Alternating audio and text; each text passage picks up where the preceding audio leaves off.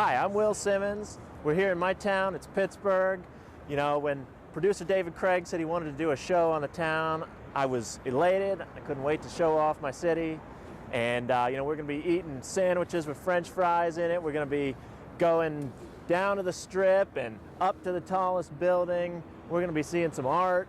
It's all going to be happening, and all I can say is it's going to be a good show. So, welcome to Pittsburgh.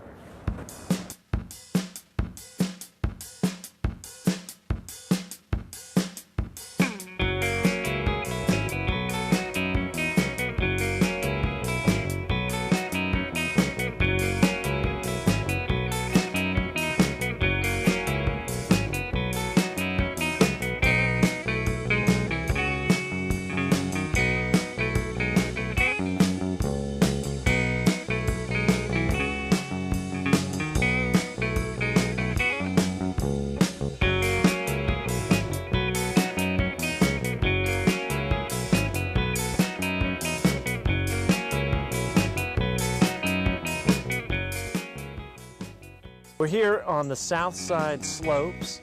This is a set of what's called city steps. There are something like 500 sets of these in the city. They were constructed 100 years ago to let the guys who worked up here get down to the factory jobs they had down on the riverside. And most of these are still here. They're still in pretty good shape. But I just love the fact that they're totally covered over with nature. They give these beautiful views of the city, and they go these crazy places that no road goes, just like up this hill.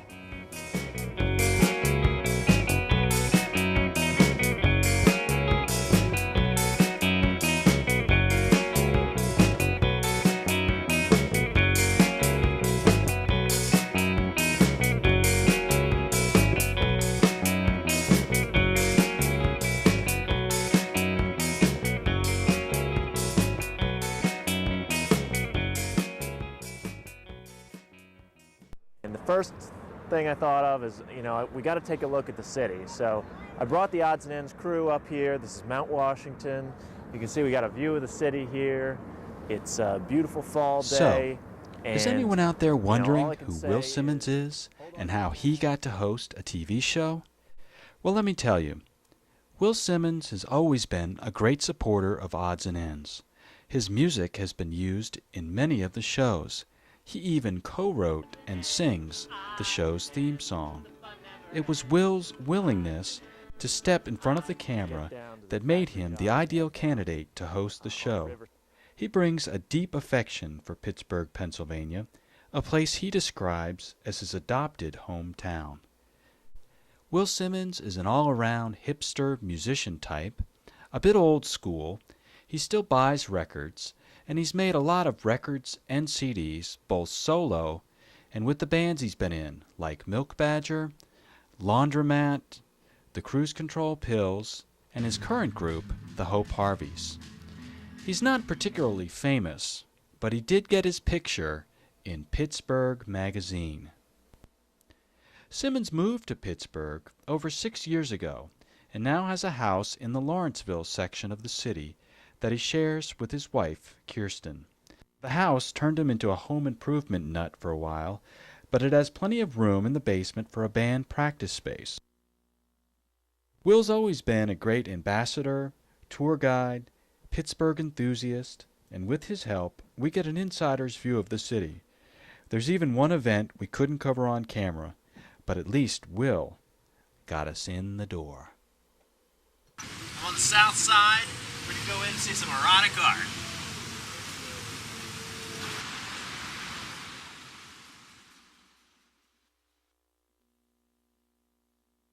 We're at the Andy Warhol Museum on Pittsburgh's north side, and we're looking at clown art. Ha ha ha! I will rock you!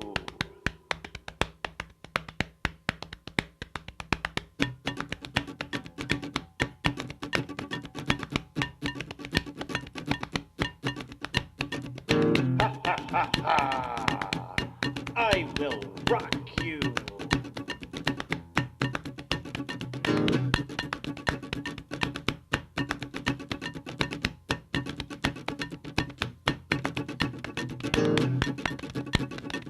Ha ha ha I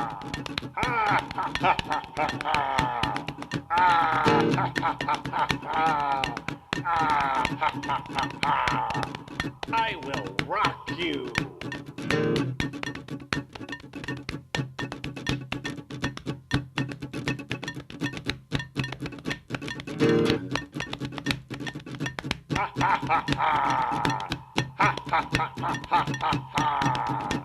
I will rock you.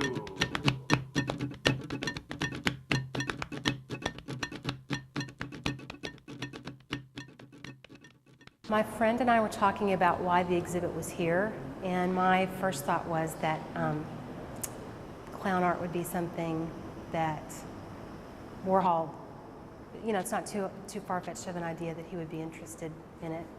It's poppy, and it's something that people maybe take for granted. Seems like a lot of the same kinds of interest that he had with other pop art, you know, the soup cans, things like that.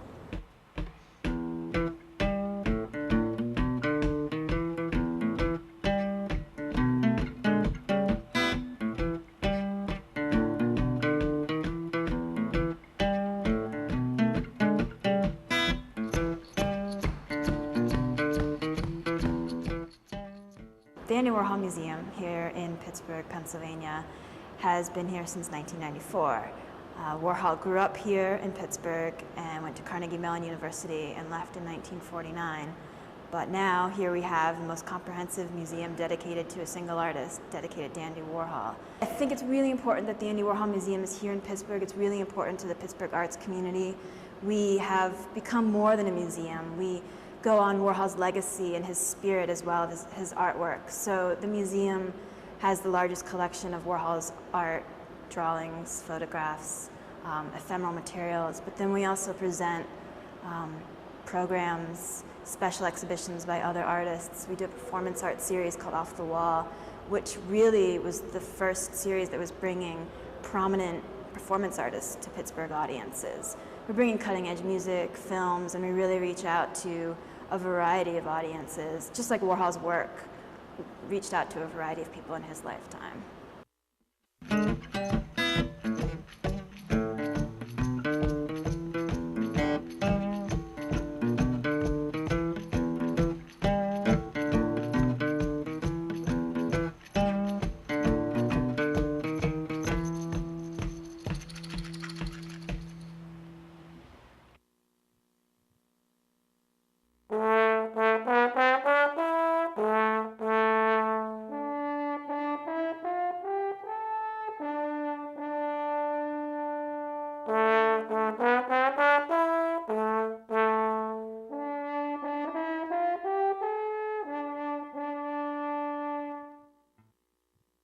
I'm Susan Benahowski, and I'm a resident of Lawrenceville, and I'm chairing Art All Night for 2003. This is my first year chairing the event.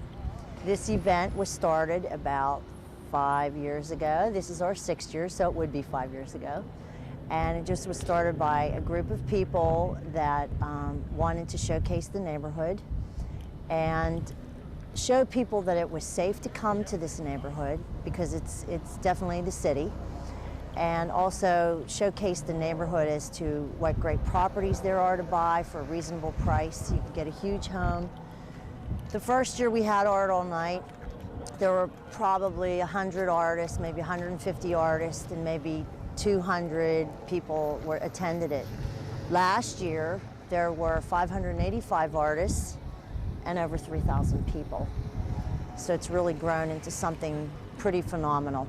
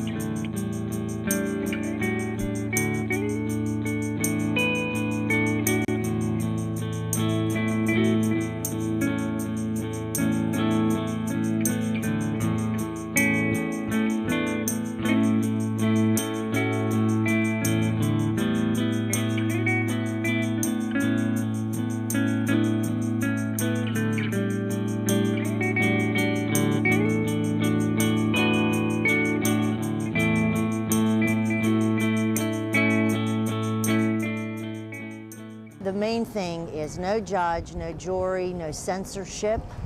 That's really a key, and no commissions. We wanted people to be able to showcase their art without a review board, without us making money or taking any money. And it's one piece of art. If you think it's art, we think it's art. Walking art, moving art, 8 years old, 80 years old. We have artists, all mediums, pottery, painting, charcoals, live art. We've had decorated wheelchairs. So we've had it all here. We've really had it all here.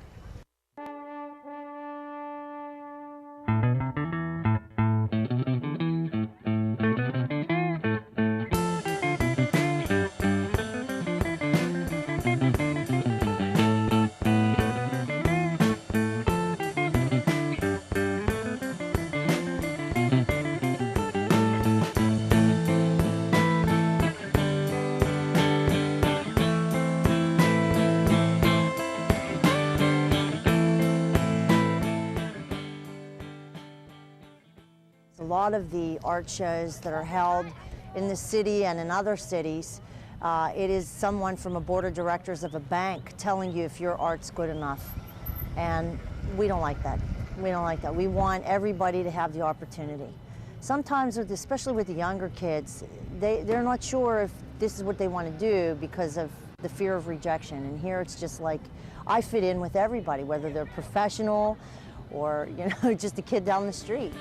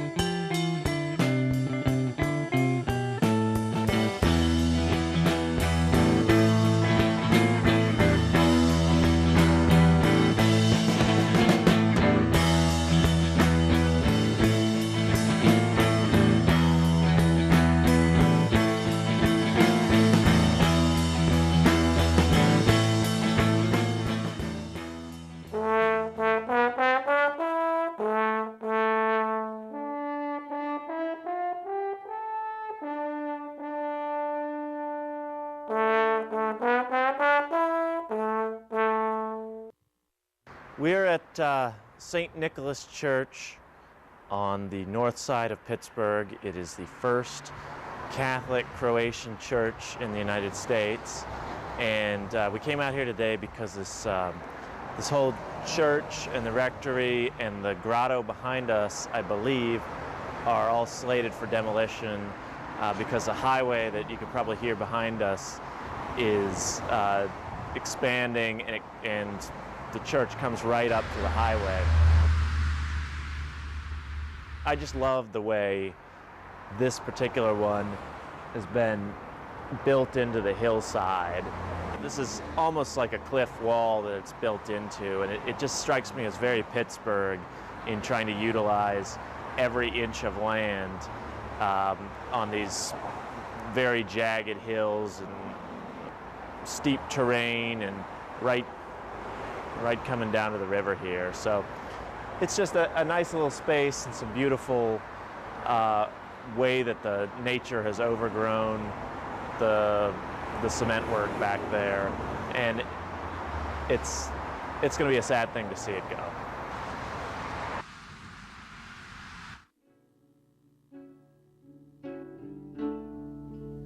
Praying for Pittsburgh today.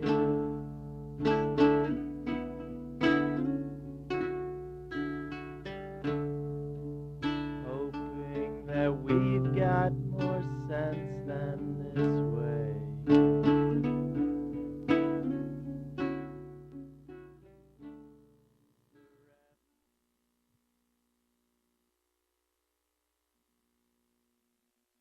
I entered a couple of art shows, and the one particular time somebody asked me, Ralph, how are you coming along with a certain painting?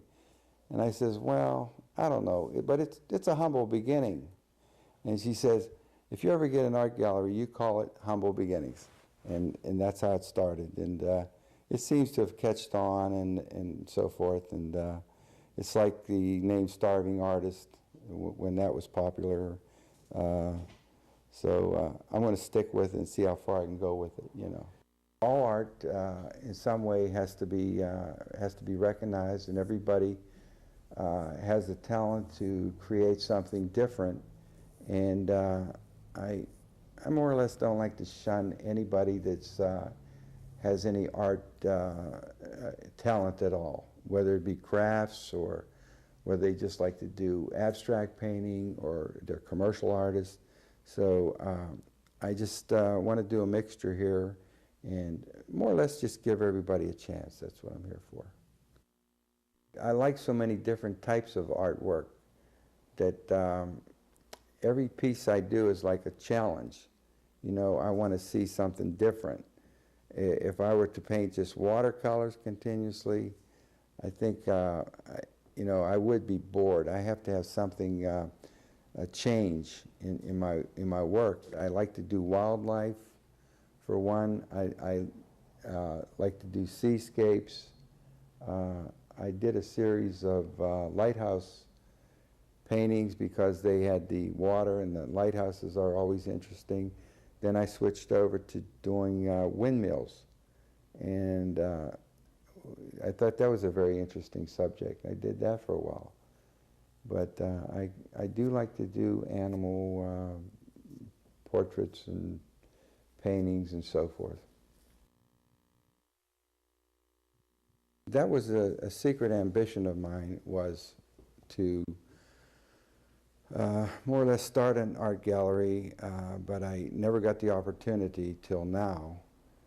I work fast. I can't spend a lot of time on a project. I have to, it's just my nature to want to turn it out fast. When I'm doing my artwork, that's when I feel the best, the happiest. I think this is what art is all about. You have to enjoy it. This sandwich shop opened up a few days ago across the street, and this is merely a thumbnail that I roughed out so that the owner could get an idea. And he said that this is exactly what I want. So I blew it up in scale, and I did that sign. I'm a sign painter, not by trade, but I occasionally help out somebody who needs a storefront or something like that. I paint in a variety of styles and mediums. I think, to break it all down, I think I'm an illustrator at heart. And anything that has to do with art just excites me. Pittsburgh has a lot to offer, and I'm just trying to do what I can to help myself along and help the community along too.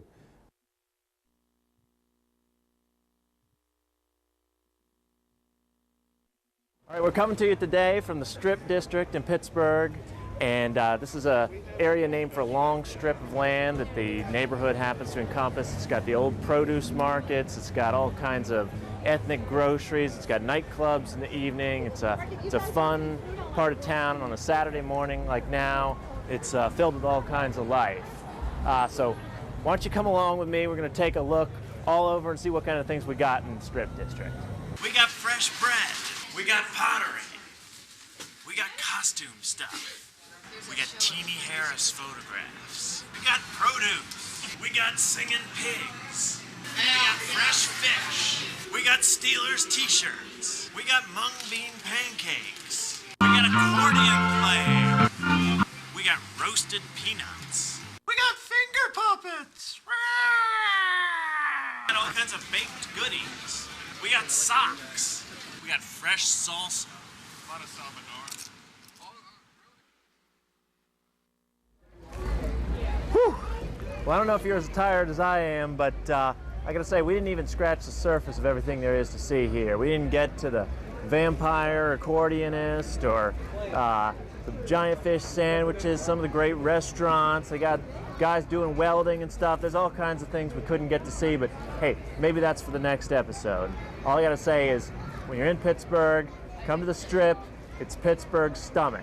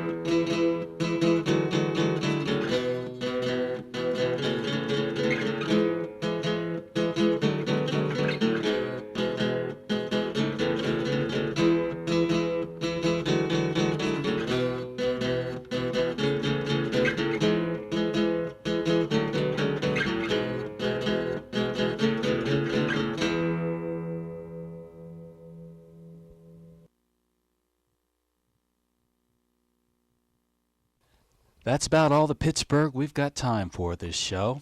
There is plenty left. More church tours, the Southside nightlife, the Black Sheep Puppet Festival, and Pittsburgh's Lenten fish sandwich obsession. And like Will pointed out, we never even got to see the vampire accordionist at the Strip. We're sure to return. We're just hoping Will be available to host. Like this headline says, Pittsburgh really is a great place to visit. All this Pittsburgh made me realize, at least when my old relatives came to Pittsburgh from Ireland, they weren't too far away from their beloved potatoes. I was just telling the odds and ends crew, once you got fries in your sandwich, you don't go back.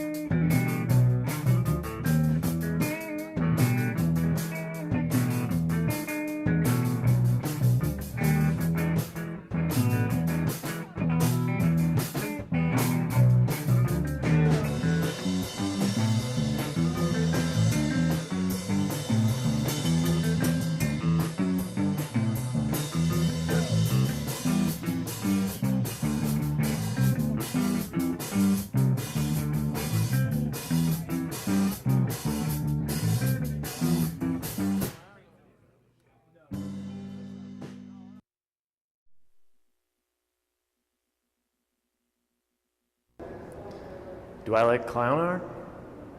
Yeah. Let me try that again.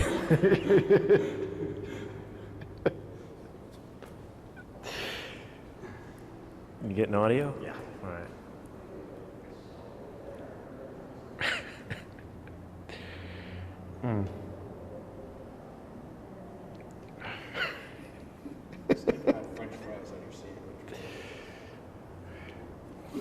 All right.